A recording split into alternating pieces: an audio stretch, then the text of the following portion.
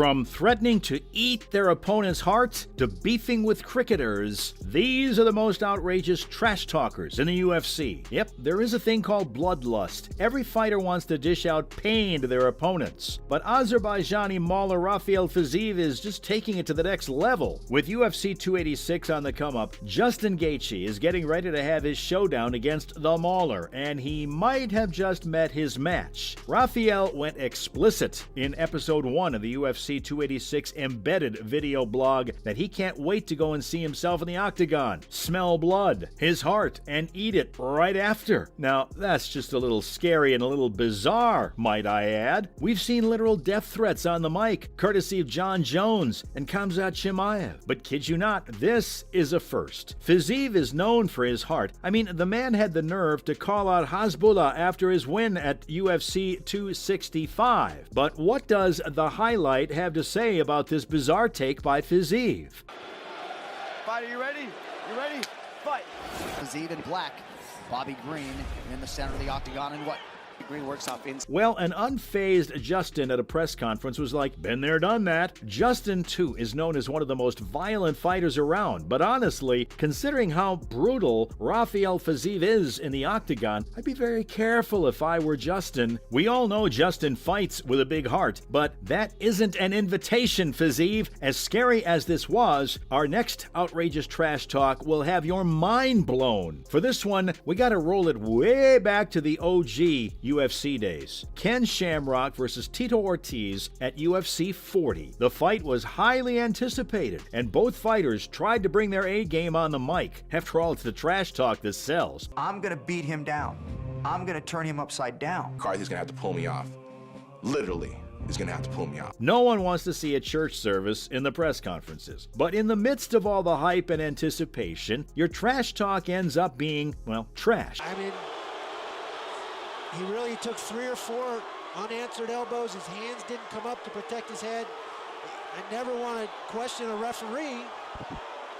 The ex-WWF superstar really didn't practice his mic skills because he made a major slip-up. While ominously revealing what he was going to do with Ortiz in the MGM Grand Arena, Ken then stared down at Tito, who looked as though he was holding back his laugh. But he just couldn't when Ken threatened him that he'd beat him into a living death. Now that's just deadly. Even Dana White in the back couldn't contain his laughter, and all Ken could do at that very moment was kick a chair towards the champion. But hey, it's okay, everyone messes up once in a while. Hopefully Ken backed it up with his performance in the actual fight, right? Yeah, about that, the fighters' faces at the end of the bout said it all. While Tito was celebrating with him unscathed, Ken looked as if he'd been beaten into a living death. Sorry, I just had to. He'll regret saying anything in that press conference, but where some fighters are embarrassed by mistakes, others simply own them. Jon Jones' comeback at Daniel D.C. Cormier gave birth to a meme in the UFC fan base. Now, there's no question Jon Jones has some demons he has to deal with. It's almost as though the sport of MMA gives them a way for him to vent them. And when he's on the mic, boy, do they surface. In the UFC Summer Kickoff Conference, Bones made his emphatic comeback in front of a live UFC audience. And you just know DC was going to grill Jon for the one thing he had on him: substance abuse.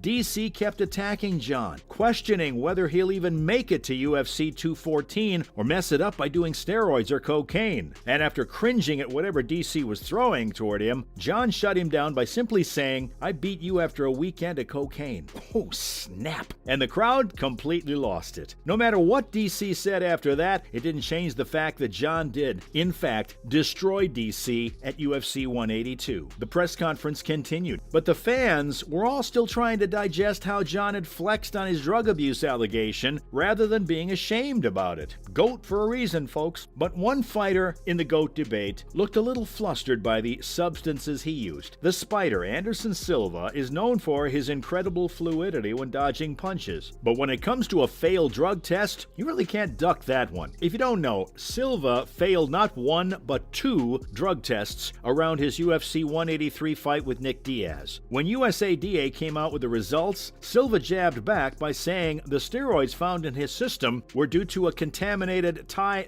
drug. Fans gave him the benefit of the doubt, knowing how much of a legend Anderson is and all he's done for the sport. But that's the thing about the UFC, you gotta know how to break your opponent down mentally. As for Michael Bisping, he was set to face him at UFC Fight Night 84, and when the two fighters came face to face in an open workout in Los Angeles, it got really heated really soon. After some passive-aggressive remarks, Michael dropped a bomb before leaving the gym by saying, "No Viagra." You could see Anderson's face flush with giggles surrounding him. The Count really made this one-liner count. He picked the perfect time to expose Silva for his sexual adventures. Where it looked as though we saw the end of the back and forth, the two went on for another minute going at it. Silva, with his bright evergreen smile, simply said, "No Viagra, just my punch in your face." How can you hate the guy? Where most men would have absolutely lost it, Anderson still continued to embrace Bisping, wish him luck, and even ask Bisping to say hi to his family for him. But there's one fighter who really gives his opponents no room for a comeback. I'm talking about the American gangster, Chael Sonnen. If you went on cramming in every time Chael absolutely owned his opponents in a video, you'd be watching a 3-hour special. The Trash Talk King has earned himself quite the reputation, from snoring on Tito Ortiz's monologue about how he'll destroy Sonnen to calling out Wanderlei Silva a 6-foot, 205-pound stack of you-know-what, in one of the greatest callouts the UFC has ever witnessed. I kid you not, the man has never stuttered in his life, ever. This is the man who destroyed one of the scariest fighters in the UFC, Quentin Rampage Jackson, calling him out for violating female reporters and having box office flops for he is not on his level. Men wake up and choose violence. Well, in that case, Chael never freaking sleeps. The man is a savage. After owning who's who in the world of MMA, he started firing shots outside of the UFC. That's right, in the Andrew Schultz podcast, Flagrant, Chael subtly called out the GOAT in basketball, LeBron freaking James, for using steroids. And not just him, even golfing sensation Tiger Woods couldn't miss Sonnen's pipe bomb. He accused them of using EPO, a red blood cell stimulant that, according to him, is LeBron's choice of drugs. Does this guy not know he's calling not just LeBron, but an entire basketball empire with over 77.5 million followers? If you look into his eyes, you can tell Sonnen knows no fear. But besides shooting three-pointers, he can also crack some hard trash talk with a bat. Heading over to Twitter, we might have just seen one of the most bizarre crossovers in sports. Chael is apparently beefing with English cricketer Ben Stokes. Ben tweeted out his frustrations for having his baggage disappear at King's Cross train station, blurting out some colorful words for whoever stole it. Sonnen refused to hide and claimed that it wasn't stealing because that was just for money. Chael proudly did it as a sign of dominance. Never change, Chael, never change. And those were the most outrageous trash talks in the UFC.